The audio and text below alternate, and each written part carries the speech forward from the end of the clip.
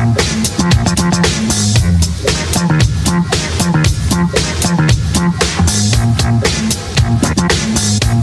to the Power Factor Show. Episode 130. Sponsored by Rainier Ballistics, Hodgdon Powders, and JPL Precision. Certificate and printer for awards. We've always been really big on printing award certificates. I have a wall covered with wooden plaques in my basement. I have paper certificates that are pinned to the wall, and I've always felt like the plaques were money not very well spent. I think if you spend $20 on a plaque, you present it to somebody at the match, they smile and shake your hand, and they take it home and they throw it in the box in the garage with all the other plaques in it. I just don't think that's $20 well spent. But I have heard through the grapevine that people love plaques. So we are going to do plaques this year. In 2011, we did plaques only for the division winners. This year, we're going to expand that to class winners as well. So if you like plaques, we're doing plaques, and then we will do the certificates for the people who don't win their class or their division. And I think the certificates are nice because it's so easy to print now in color. Put the logos, IDPA logo, sponsor logo. You can print it right on there. We've tried at times even to print the certificates on match day right at the range with the winner's name on it. And I think a full color certificate that says, you know, Washington State Champion, Stock Service Pistol, Bob Jones, that's worth framing and putting on the wall at home, even though it only costs 10 cents. So that's something you can decide for yourself. Again, I'm the certificate guy, but we are going to do plaques because apparently people love plaques. And then the other thing associated with awards is how far down the list do you want to go with your awards. So like we just decided it's going to be only division winners and class winners. But then if you have special categories, how many of those do you want? Do you want to give plaques to say top lady, top senior, top junior, top law enforcement, top active military, retired military, et cetera, et cetera, et cetera. And what I have found is I've often entered matches and found, you know, half a dozen categories on the entry form, and it'll say, you know, circle those that apply. Well, what if I think I'm the member of a category that isn't recognized? And so I just thought for this year, I'm thinking, well, rather than limit the categories and maybe not give out any awards because we don't have sufficient people in the categories that I've selected, why don't we have a line where people can write in what category they think they belong in? I mean, if we have 3 retired Libyan Navy admirals at the match, I don't see any reason why we can't give an award to top Libyan Navy admiral, you know? And so I'm interested to see when we get closer to match day, what are the categories? If there's not 3 shooters in a given category, we won't give an award. I mean, if there's, it turns out there's 3 law enforcement, we'll go top law enforcement. If there's 3 ladies, we'll go top lady. But I think it's going to be kind of interesting to see. I know we've got some foreign shooters, people who are, you know, even if they're maybe American citizens now, they're born in another country. We've got people coming for the match from Canada and whatnot. So it'll just be interesting to see them. And I'd love to be able to give out, you know, a high Canadian, for instance, and then also give out awards for, you know, whatever it may be, junior, seniors, top lady, and whatnot. But I think this kind of like letting the entrants establish which categories are going to be recognized makes more sense than limiting it to what you think it should be, and then either having categories that aren't filled, or you have enough people to qualify for a category that aren't going to be recognized because you didn't think about the Libyan admiral aspect of it. Ordering props, targets, tape, and we actually had a situation, I don't know if it was last year or the year before, where it was like literally a week before the match, and a box of targets that somebody had written IDPA on, we opened it up and it was IPSC targets. And so we're, you know, it's way too late to order any targets. So we called all the safety officers who were coming from the outlying clubs and say, hey, could you loan us 50 targets? You know, just bring them with you when you come to the range. And that worked out great. But definitely inventory your stuff. And that's everything from staples to paint to target tape. Anything that you consume during a match, you're going to consume a lot more of it at a 2-day championship with more stages, more people. So inventory that stuff. and make sure you got plenty of it. I mean, other things too, like if we try to communicate on the range between the bays, especially between the match director and the safety officers with radios. Do you have enough radios? Do the radios have batteries? And that's another job that you can assign to a person. You are the radio and timer battery guy, and we have a guy who starting, I think he's already started on it now. He'll go to the range, check out all the timers. If they're not working, if there's problems, just like a circuit board has a crack in it or something, he'll solder across the crack and get it working again. If it's seriously damaged, he'll send it back to the manufacturer and get it serviced in time for the match. But make sure there's extra batteries for everything and that everything's working. Test it before the match. Complete the match booklet. That's the thing that's, we start the match booklet right away with sponsor lists, number of stages, staff, the names of the staff members and their positions and whatnot. So you can start that right away, but it needs to be ready in time that it can be of value to the shooters. If, for instance, the match is on a Saturday, the match booklet isn't available until Friday, it's going to be of limited use. So we try to get it up. But at the same time, I don't know that there's much value to getting the match booklet published 3 months before the match.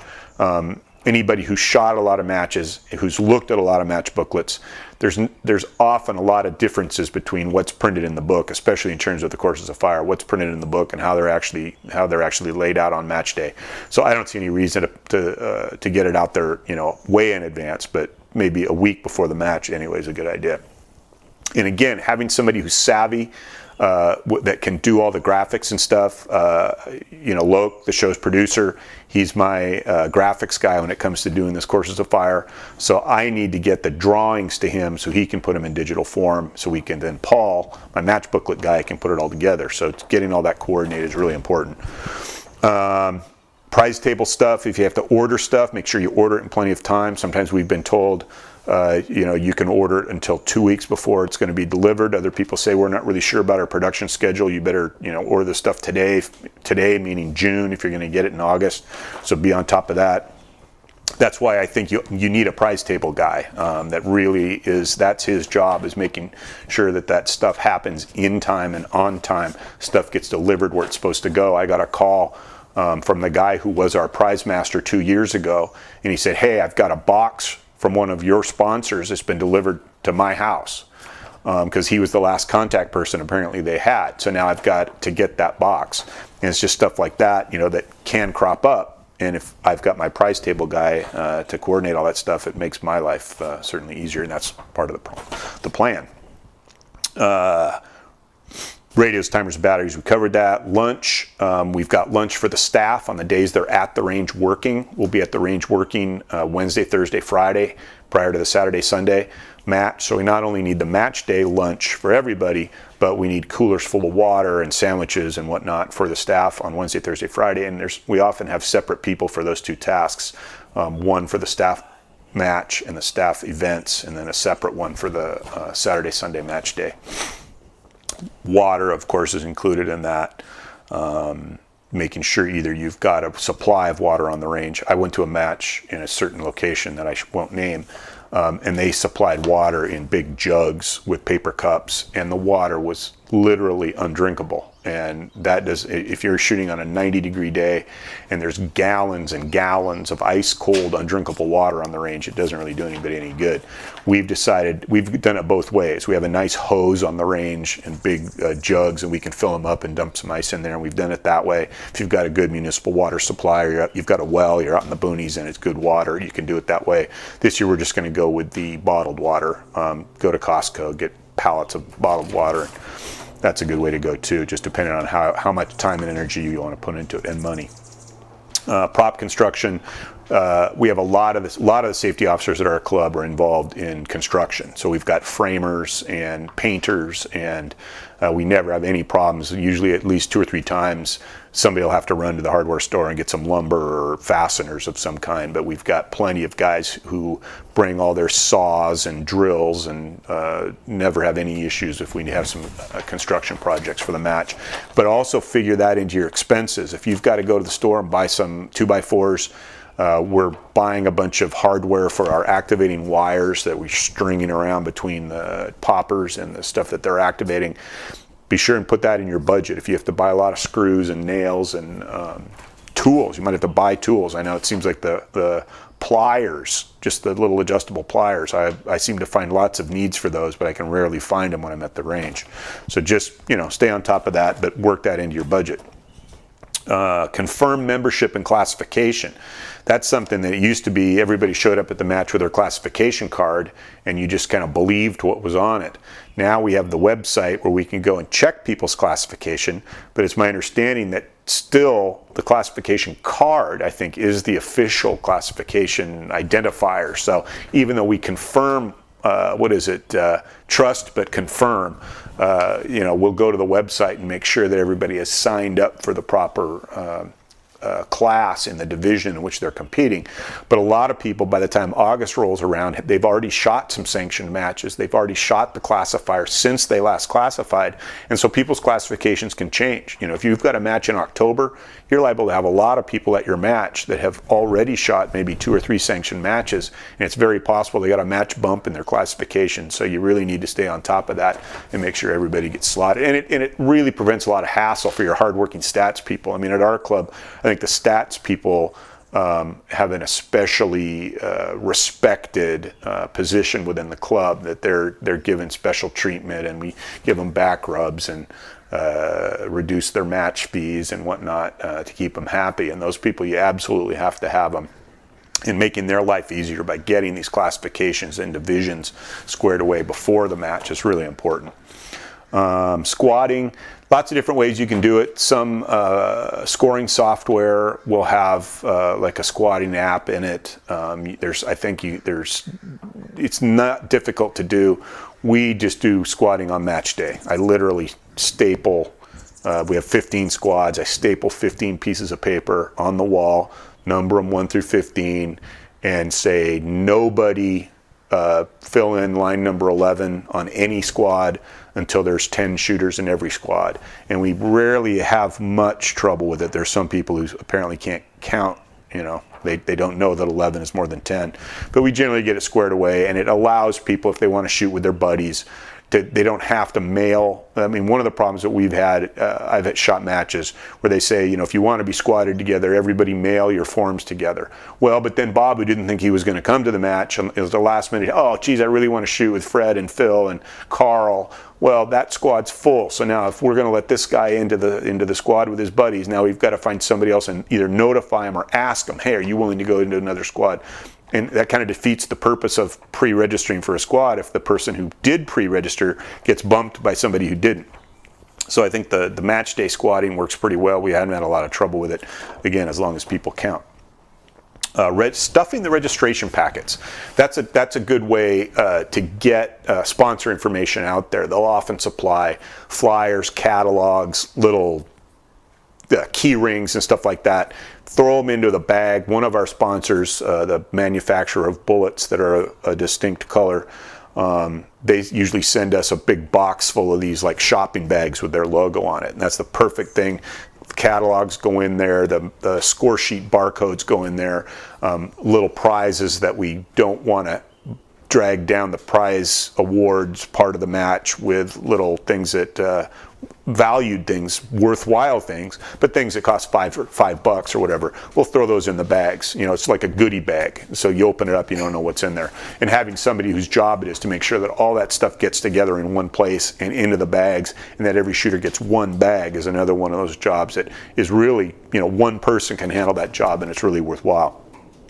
Hang sponsor banners. A lot of sponsors will send you a banner. They'll often expect you to return it, but pin it up where it will be visible on the range. A lot of times I'll always like to put them in a place that everybody has to pass through, say when they're going to get their lunch, and then when they're going back to the range, they've got to walk by all these banners. And so just put them in a place where everybody will see them, so that your sponsors get the recognition they deserve.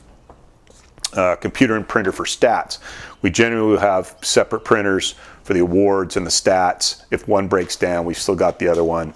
But that's important that you've got that squared away. Again, we're doing the what's it called?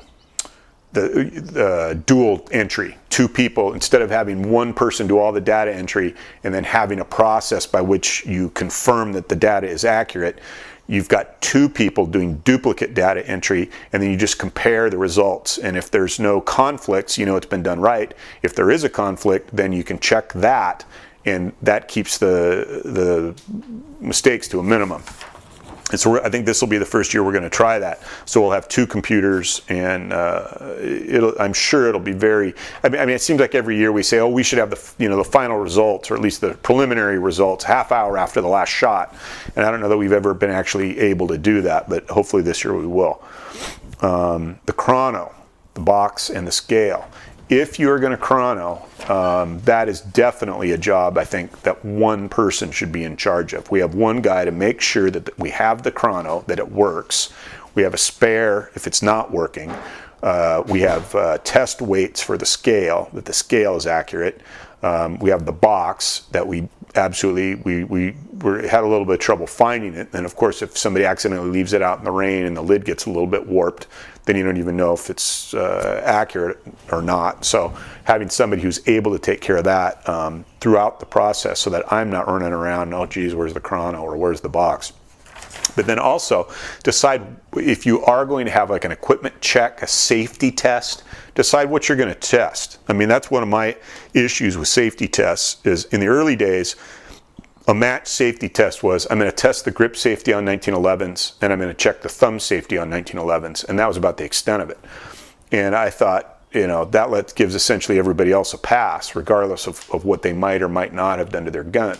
So then you start down the road of what safety features does a gun have? How do you know? And then even if you do know, how do you know how to test it? I mean, there's certain things you'll have on a gun, magazine disconnectors. Is it supposed to have one or not? You'll have two guns made by a given manufacturer. They're identical other than the fact that one has a mag disconnector and the other one doesn't. The one that doesn't is legal. The one that does is legal. But if you take the disconnector out of the one that does, now it's no longer legal. Actually, now it is legal. They've decided recently that magazine disconnectors are not safeties. That's why I always like to call them magazine disconnectors instead of safeties, because their safety value is pretty dubious. Likewise, or in contrast to that, firing pin safeties are still very much considered safety items. If you've got a Series 2 Kimber or Series 80 Colt or 1911s made by SIG or Auto Ordnance, those that have the Series 80 system or something that resembles a Series 80 system in it, those have to be functional. And so now when we do a safety test, we're testing the grip safeties and thumb safeties on 1911s, doing an inspection for the Series 80 or second Kimber Series 2, see if they've got the firing pin blocks in place. There are some like CZ models that come from the factory with a firing pin block. There are some that have the milling work done in the slide where the firing pin block would go, but it comes without the firing pin block. And so just this idea of being knowledgeable about what safeties are in play, which ones need to be tested. The favorite now is, of course, the trigger safety, where you get in there with two fingers and try to pull the trigger without getting the little lever in the middle of the trigger. We had a couple of guns that failed it last year, and so that's just another one of those safety tests that you can do all kinds of safety tests. You can do very few safety tests. I like to see some consistency. I mean, let's do one safety test per gun, something kind of like that, just to keep the ball rolling. Or you could announce random safety tests, and then everybody's on guard that they've been notified that we are testing. Maybe we're not going to test yours, but be advised. Same thing with chrono. On our match website, even in the years that we knew we weren't going to chrono, we always put on there, the round count for this match is 170 rounds plus chrono. So the idea is, okay, I'm expecting them to chrono, and so you bring your ammo that makes power factor. And threatening chrono really is very much as effective as actually chronoing, because people are reluctant to come to a match with ammo that they haven't tested, so even a threat of chronoing is just about as effective as doing the chrono procedure itself. Then the match hat, of course, I'll be getting those pretty soon here, so probably start looking for the episodes that are posted maybe the middle of July. I'll be sporting the new fancy match hat, and you can check out the cool logo. The NCR score sheets are still required at sanctioned matches. It's a 2-part score sheet so that the shooter gets a copy and the original then is used for stats. The value of that, or the necessity of that, is you're required to post the preliminary results and give shooters a chance to confirm their scores. So if they've got a copy of the score sheet, they can compare it to what's posted and see if there's any issues with it. Also, you need people that run the score sheets from the bays, depending on how far flung they are, from the bays to your stats area to make sure that they're able to kind of keep up. We've had situations where a certain bay maybe that's isolated on the far end of the range, their score sheets aren't picked up at a regular time, and so when you get to the end of the match and like, hey, we're missing 20 score sheets, well, they're in the bucket out on the bay that nobody checked. So keep those runners, and the stats runners, they've often been, I mean, my daughters did it one year, I think, when they were 10 or 12 years old. It usually seems like it's somebody's little brother, or, you know, I've suggested maybe if you're interested, you could contact maybe a local scout troop or somebody who's interested in doing that.